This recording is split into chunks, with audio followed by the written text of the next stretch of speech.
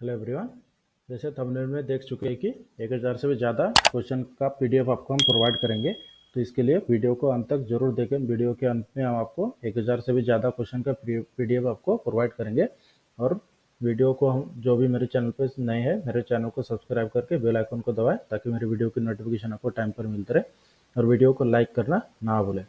पहला क्वेश्चन है, one of the measuring technique to determine the accuracy of the screw thread in the three-wire method. Which of the following element of the external thread is checked for accuracy by the above method? Question में जो पूछा गया था कि इसे shortcut में हम बताते हैं कि थ्री वायर मेथड के सहायता से जो स्क्रू थ्रेड का एक्सटर्नल डायमीटर चेक किया जाता है, तो इस थ्री वायर मेथड के सहायता से स्क्रू थ्रेड का कौन सा डायमीटर चेक किया जाता है, यही क्वेश्चन में पूछा है। तो इसके लिए पहला ऑप्शन है पिच, दूसरा ऑप्शन है प्रोफाइल, तीसरा ऑप्शन है इफेक्टिव डायमीटर, चौथा ऑप्शन है major diameter.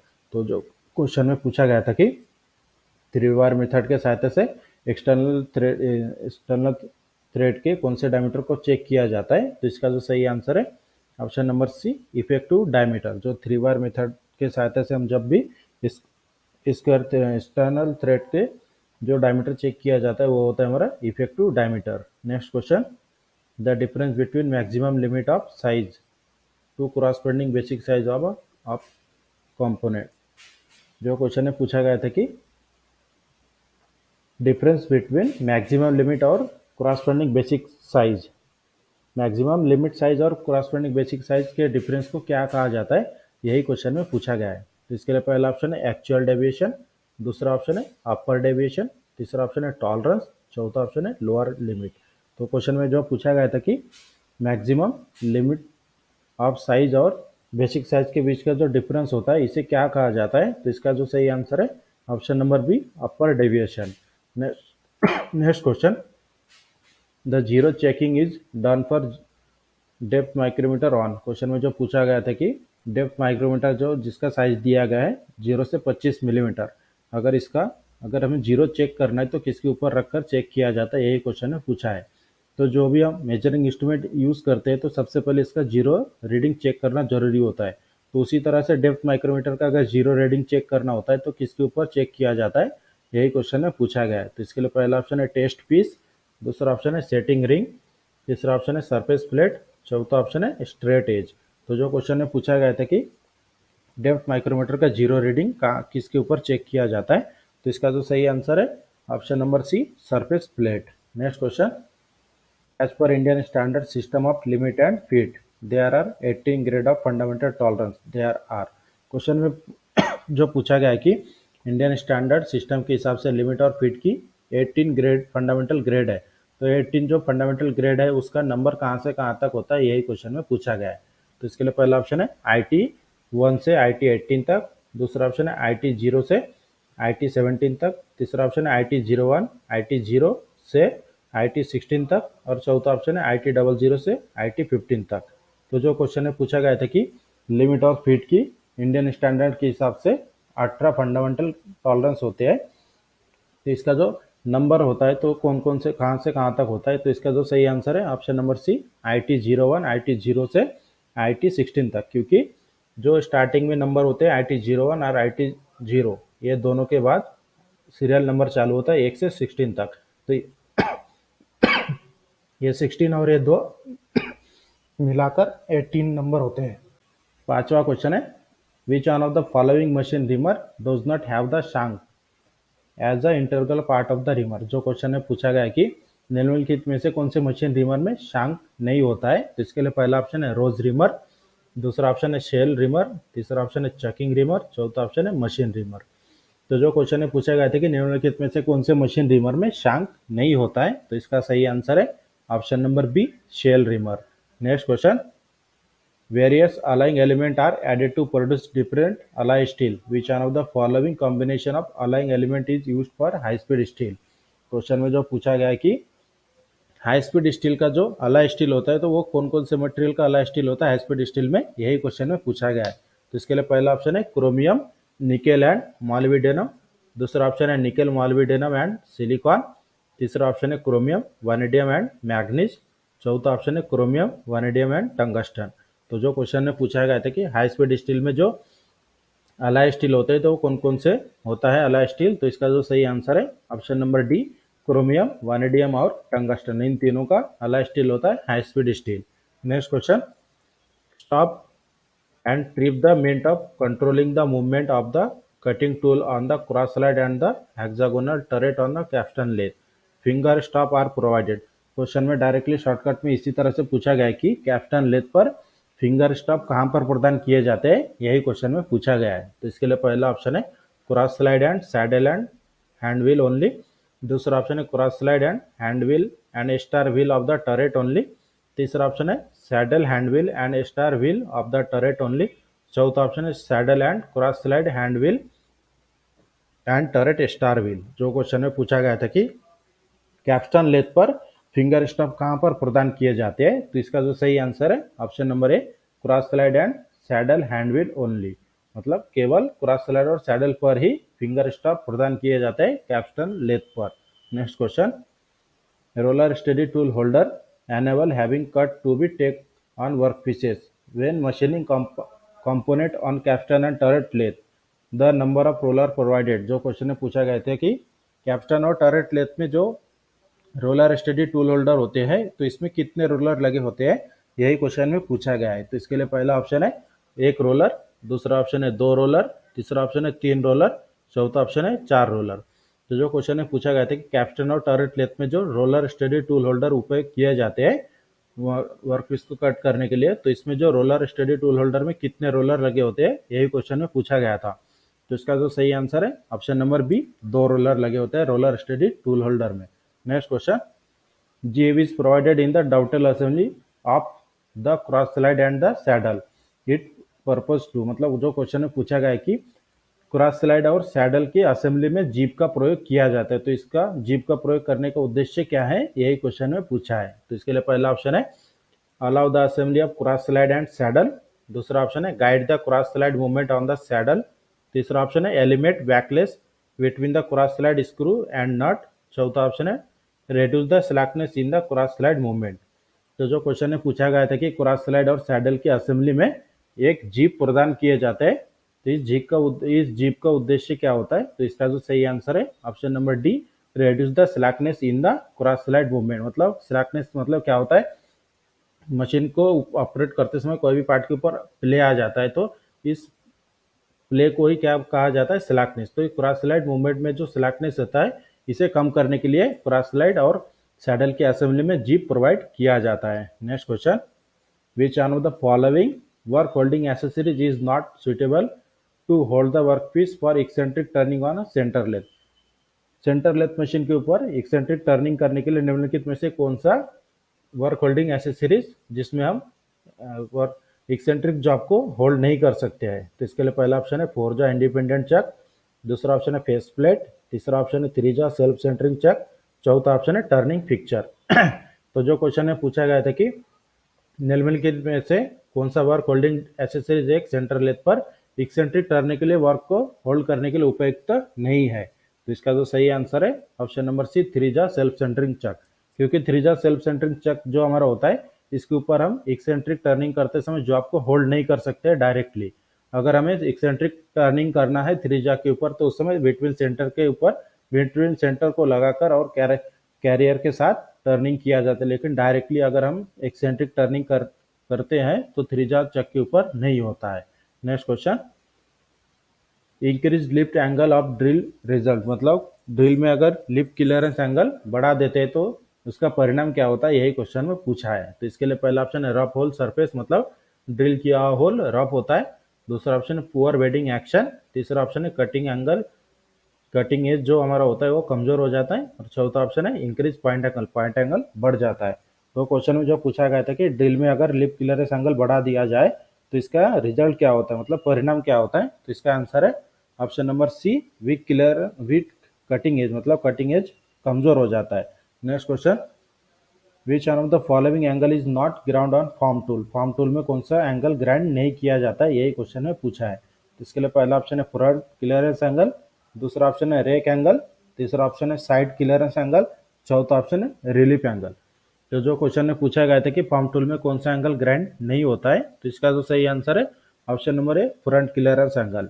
Next question, the cutting tool are made up out of different types of steel with what material hand file. Question में क्या पूछा गया है कि अलग कटिंग टूल को तैयार करने के लिए अलग अलग स्टील का उपयोग किया जाता है।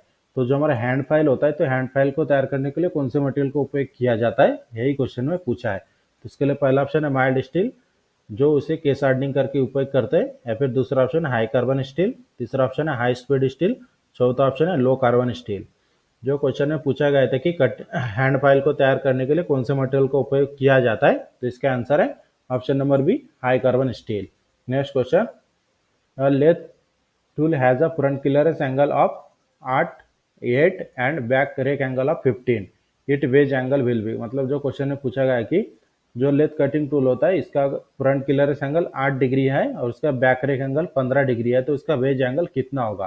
तो इसके लिए पहला ऑप्शन है 67 डिग्री, दूसरा ऑप्शन है 75 डिग्री, तीसरा ऑप्शन है 82 डिग्री, चौथा ऑप्शन है 83 डिग्री। तो जो क्वेश्चन में पूछा गया था कि लेथ कटिंग टूल का जो फ्रंट क्लियरेंस एंगल 8 डिग्री है और बैक रेक एंगल है 15 डिग्री, तो इसका वेज एंगल कितना होगा, इसका आंसर है option number A, 67 degree. Next question, which one of the following statement is correct with respect to the spiral fluted tap.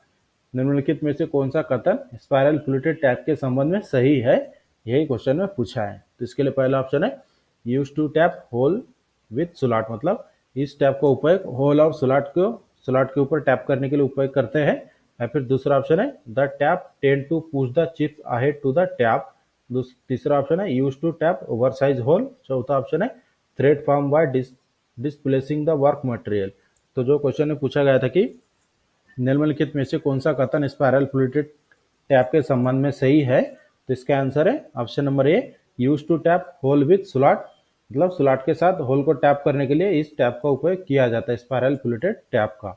Next question, the selection of cutting speed and fit for rhyming a whole with a machine reamer depend upon many factor, which of the following is not factor for selection. मतलब machine reamer के सहायता से rhyming करने के लिए इसके speed और fit selection करने का अलग अलग फैक्टर होते हैं, तो इसमें से निम्नलिखित में से कौन सा कथन स्पीड और फिट सिलेक्शन का कारण नहीं है। तो इसके लिए पहला ऑप्शन है मटेरियल ऑफ द वर्कपीस, मतलब जॉब का मटेरियल, दूसरा ऑप्शन है रिमार का मटेरियल, तीसरा ऑप्शन है रिमार का डायमीटर, चौथा ऑप्शन है the rigidity of the fixture, मतलब फिक्चर की कठोरता।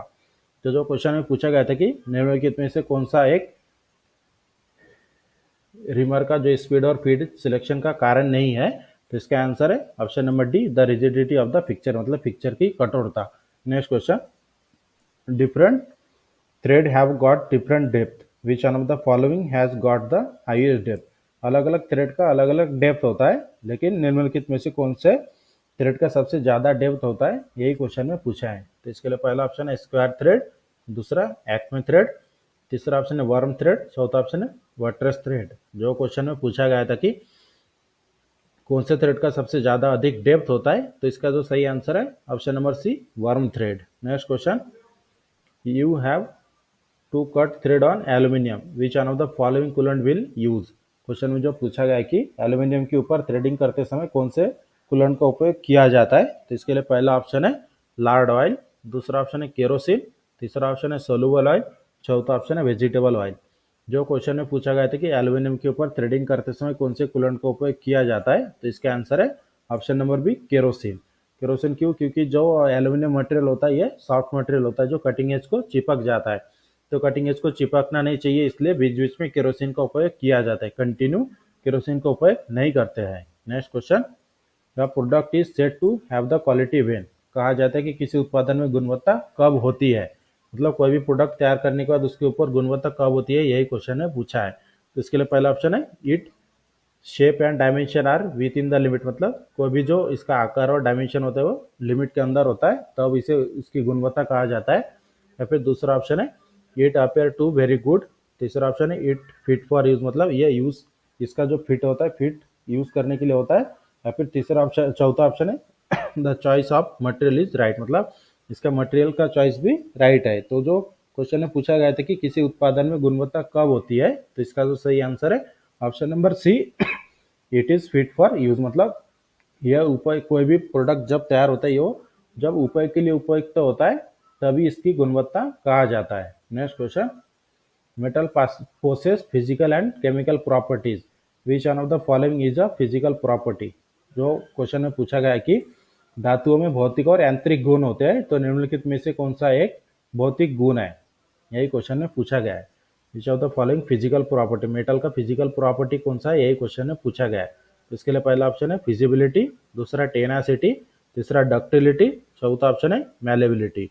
जो क्वेश्चन में पूछा गया था कि निम्नलिखित में से कौन सा एक फिजिकल प्रॉपर्टी है, तो इसका सही आंसर है option number A, feasibility. Next question, the standard solid plain mandrel is generally made of tool steel, hardened and ground with a taper. Question में जो पूछा गया है कि जो मैंड्रिल होता है जनरली, इस मैंड्रिल का मटेरियल होता है टूल स्टील और इसके ऊपर हार्डनिंग और ग्राइंडिंग करके टेपरिंग किया जाता है। तो जो टेपर होता है इसके ऊपर, तो टेपर का रेशियो कितना होता है, यही क्वेश्चन में पूछा है। इसके लिए पहला ऑप्शन है 1:20, दूसरा ऑप्शन है 1:100, तीसरा ऑप्शन है 1:200, चौथा ऑप्शन है 1:2000। जो क्वेश्चन में पूछा गया था कि स्टैंडर्ड सॉलिड मैंड्रिल जो टूल स्टील से बना होता है और हार्डनिंग और ग्राइंडिंग भी किया होता है और इसके ऊपर टेपर होता है, तो उस टेपर का रेशियो कितना है, तो इसका आंसर है option number D, 1:2000। Next question, a carbide tip tool with a blue marking is used on lathe, which one of the following material can be machined with this tool। Question में क्या पूछा गया है कि निम्नलिखित में से किस मटेरियल को कार्बाइड टूल के सहायता से मशीनीकृत किया जा सकता है। तो इसके लिए पहला ऑप्शन है ब्रॉस, दूसरा ऑप्शन है स्टील, तीसरा ऑप्शन है प्लास्टिक, चौथा ऑप्शन है ग्रे कास्ट आयरन। जो क्वेश्चन में पूछा गया था कि कार्बाइड टूल के सहायता से कौन से मटेरियल की टर्निंग किया जाता है, फिर मशीनिंग किया जा सकता है, तो इसका आंसर है option number B, steel. Next question, which one of the following method of catching the thread take the longest time.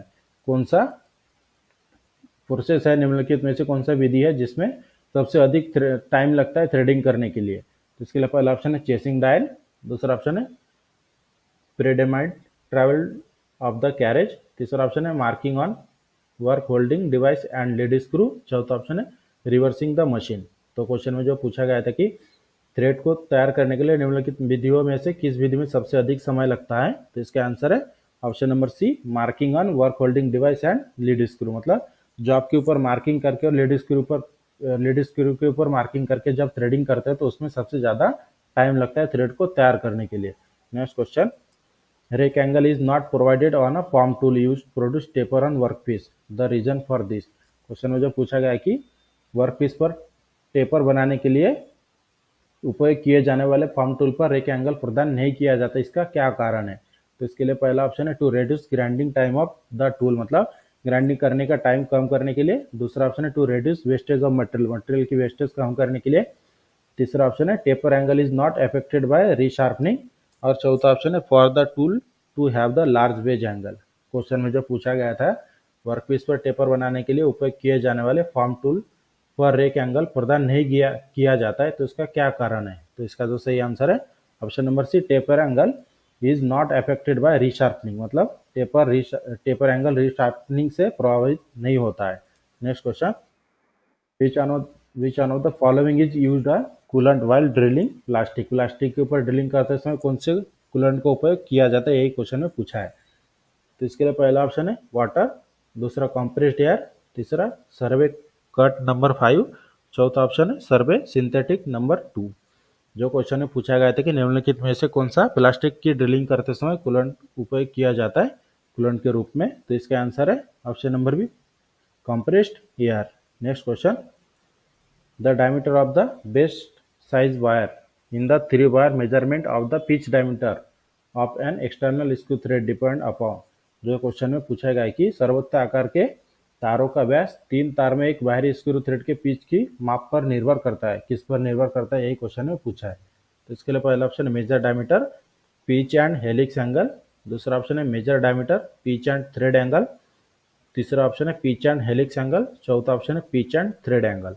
जो क्वेश्चन में पूछा गया था कि the diameter of the best size wire in the three wire measurement of pitch diameter of an external screw thread depend upon, तो इसका जो सही आंसर है option number D, pitch and thread angle. Next question, general composition of high speed steel cutting tool in the ratio of 18:1 in this ratio of 18:1। जो question में पूछा है कि जो हाई स्पीड स्टील टूल होते हैं इसमें अलाय स्टील होते हैं 3 मटेरियल का, तो इसमें से इसका जो रेशियो दिया गया है 18:4:1, तो इसमें से जो 18 दिया गया है तो ये कौन से मटेरियल का रेशियो है, यही क्वेश्चन में पूछा है। तो इसके लिए पहला ऑप्शन है क्रोमियम, दूसरा ऑप्शन है टंगस्टन, तीसरा कोबाल्ट, चौथा ऑप्शन है वनेडियम। जो क्वेश्चन में पूछा गया था कि हाई स्पीड स्टील में जो 3 मटेरियल का अलाय स्टील होता है उसका अनुपात होता है 18:4:1, तो इसका जो 18 अनुपात दिया गया मतलब रेशो दिया गया तो कौन सा मटेरियल का 18 रेशो होता है, तो इसका आंसर है option number B tungsten. Next question, the use of pipe reamer is, pipe reamer का उपयोग कब करते हैं, यही क्वेश्चन में पूछा है। तो इसके लिए पहला ऑप्शन है to make OD of the pipe smaller, दूसरा ऑप्शन है टू रिमूव द वर्क, तीसरा ऑप्शन है to make ID of the pipe bigger, चौथा ऑप्शन है टू मेक थ्रेडिंग। जो क्वेश्चन में पूछा गया था कि पाइप रिमर का उपयोग कब करते हैं, तो इसका जो सही आंसर है option number B to remove the burr, burr को दूर करने के लिए पाइप रिमर का उपयोग किया जाता है। Next question, the distance a drill move into the work for each revolution of the spindle is called as. Spindle के प्रत्येक चक्र के लिए ड्रिल का काम में जितनी दूरी तय करते हैं उसे क्या कहते हैं, यही क्वेश्चन में पूछा है। ड्रिलिंग करते समय जब भी जो हमारा रेवोल्यूशन होता है रेवोल्यूशन पर मिनट में जितना दूरी तय करता है उसे क्या कहते हैं, जो क्वेश्चन में पूछा है। तो इसके लिए पहला ऑप्शन है ड्रिल का फीड, दूसरा ड्रिल का स्पीड, तीसरा ऑप्शन है ड्रिल का डेप्थ, चौथा ऑप्शन है ड्रिल का कटिंग स्पीड। तो जो क्वेश्चन में पूछा गया था कि ड्रिलिंग करते समय हर एक रेवोल्यूशन में जो ड्रिल दूरी तय करता है उसे क्या कहते हैं, तो उसे कहते हैं option number A feed of the drill, मतलब ड्रिल का feed. Next question, for sawing cast iron the coolant use, cast iron की सॉइंग करते समय कौन से कूलेंट का उपयोग करते हैं, यही क्वेश्चन में पूछा है। तो इसके लिए पहला ऑप्शन है वाटर, दूसरा ड्राई एयर, तीसरा केरोसिन, चौथा ऑप्शन है सोल्यूबल ऑयल। तो जो क्वेश्चन में पूछा गया था कि कास्ट आयरन की सॉइंग करते समय कौन से कूलेंट का उपयोग करते हैं, तो इसका जो सही आंसर है option number B dry air. तो इस तरह से आज की क्लास में हमने आपको 30 क्वेश्चन सॉल्व करके दिया है, और जैसे थंबनेल में बताया गया था कि 1000 प्लस क्वेश्चन का पीडीएफ आपको देंगे, तो इस पार्ट के डिस्क्रिप्शन में आपको 1000 से भी ज़्यादा क्वेश्चन का पीडीएफ दे देंगे। पीडीएफ का लिंक वहाँ से आप डाउनलोड करके चेक कर सकते हैं। और इसी तरह की डेली क्लास के लिए मेरे चैनल को सब्सक्राइब करके बेल आइकन को दबाएं, ताकि मेरी वीडियो की नोटिफिकेशन आपको टाइम पर मिलता रहे। और इसी तरह की डेली क्लास करवाएंगे हम आपको एग्जाम होने तक। तो वीडियो अच्छी लगे तो मेरे चैनल को सब्सक्राइब करें, शेयर करें और लाइक करना ना भूलें।